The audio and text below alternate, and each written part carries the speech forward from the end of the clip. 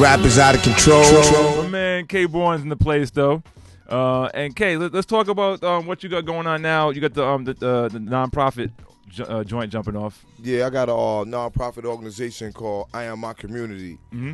You know, and we bring like mental health awareness, parenthood classes to the community, and we also got a anti-violence unit, which means like we against everything violence. No doubt. Street violence, cyberbullying, right? You know, domestic violence, you know, any form of violence. Yeah, no doubt. And before this, you was also doing the anti-gun. Yeah. I was working with the Curb Violence. I was working with a program called Bronx Rise Against Gun Violence. Right. You know, but then like being in my community, I'm in the Bronx, in South Bronx, you know, 183rd, and the whole Bronx in general. Yeah. With all the violence and all the other stuff going on, and then so many people was coming at me from my community with other issues. Sure. You know, people had homeless issues. Right. People had court cases. Right. They had cases that, you know what I'm saying, with their wife and they custody battles and, doubt. you know, all types of stuff. You know, people getting documents from welfare and they don't know what building accepts these programs and stuff. So I said, you know, I'm gonna do my own thing. Right. And I'm gonna name it I Am My Community. So I can, you know, tackle more things and help everybody in the community, because everybody that got a problem don't have, you know, deal with guns. I have a problem with guns. For sure. So I wanted to, you know, stretch out a little more. No doubt. I Am My Community. And on IG, what's your IG name? K-Born Worldwide. K-Born Worldwide, if you want to follow him and see what's going on and what he posts. And like I said, he's always posting a lot of positive things and a lot of dope information on stuff you might not be up on. The Classical 2, 1987 was the year. Rap's new generation just took over the scene. That was like, it wasn't even just a record. It was the anthem. It was a slogan. Y'all came through, and everything that followed after y'all was just part of that whole movement. Rakim had the I Ain't No Joke video, and it had the Rap's Next Generation on the piece on the wall. It was just like that. Was just like that. It was a movement. How did y'all, the Classical 2, decide to run with that name of the song, Next Generation? Well, Rap's new generation is like, you know, we started the same hip hop. What's your zodiac sign? What's your jeans? Everybody say ho, and you know. So we had to come up with a whole new style. So you know, we figured a whole new generation, a whole new style. Right. And you know, that's why we had a lot of beef behind that part when it said no kings, no queens, just solos and crews. We had brothers running up on our block asking us, "Yo, man, you talking about me?" Like, nah, man, we talking about everybody. You know what I'm saying? It was like it was enough of the hip hop doo-wop stuff. You know what I'm saying? Right. Yeah, it was that bullshit rap. It was time to step it up and take it to a next level, man. Right. You know, and we came at the right time. Hooked up with Teddy and them. Yeah. And Rooftop. Shout out to Teddy Riley. Rooftop Records. It ran, and like he said, after we came out with it, everybody just stepped their whole rap game up. It was the end of the hip. You ain't hear nobody say, nobody did it again. You went to no club and nobody never asked that again. Yo, who over here? What's your zodiac sign? Yo, that was over. That was over, bro. That was over.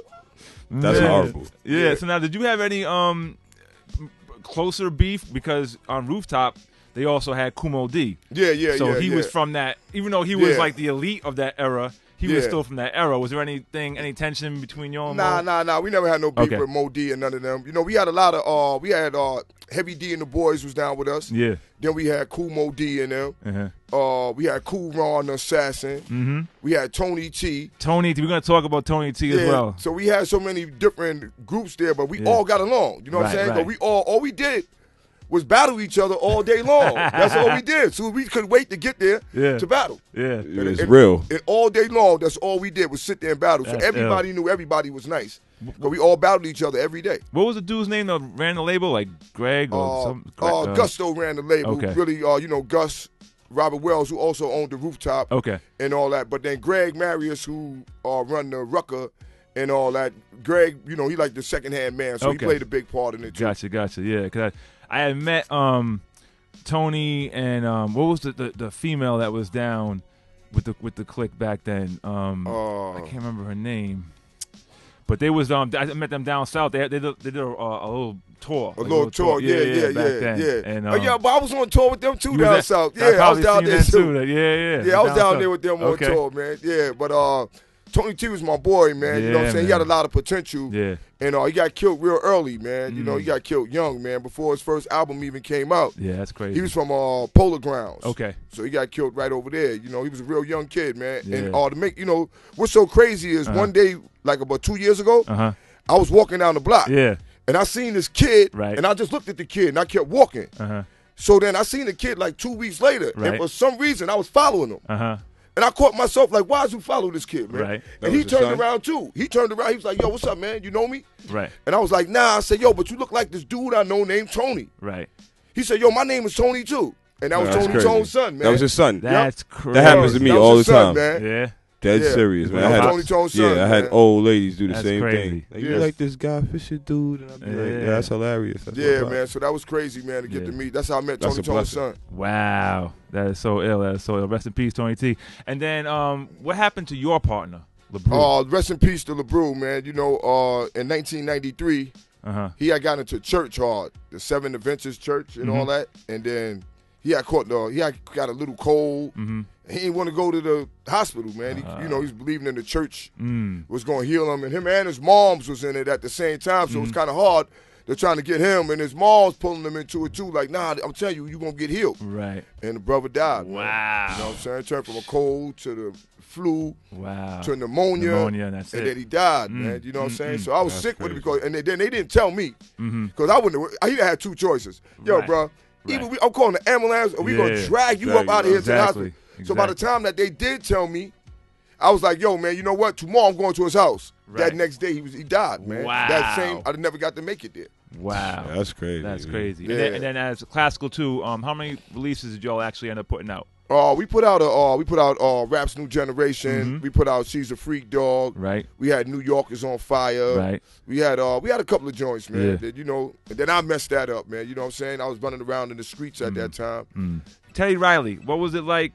'Cause that was like his beginnings right there. Yeah, man. Teddy was like, we the first ones who really Teddy messed with rap. You know what I'm saying? Hard. We the kings of the New Jack Swing. Right. Don't let nobody else tell you that. We invented the New Jack Swing. That's dope. You know what I'm saying? And after I went through my situation and all that, that's when he got his little brother and all them. Yeah. But when we was making our records, his little brother and them used to be in the house running around in the project in St. Nicholas Project. St. Nick Projects. Yeah, they was running around the projects. I remember the little dudes, they ain't had nothing to do with no rapping. You know what I'm saying? There wasn't no rappers. Those little dudes running around the projects. Well, everyone got to grow up you know sometime. Yeah, but then, you know, we was gone, so, I was really gone. So, I guess he had to get somebody to mix in there, put in there. He got his brothers down. They did the New Jack Swing and all that. But I ain't seen Teddy in about 20 years, man. You know, I see Gus and all them. Yeah. I see Greg and all them, but I ain't see Teddy since. That's crazy.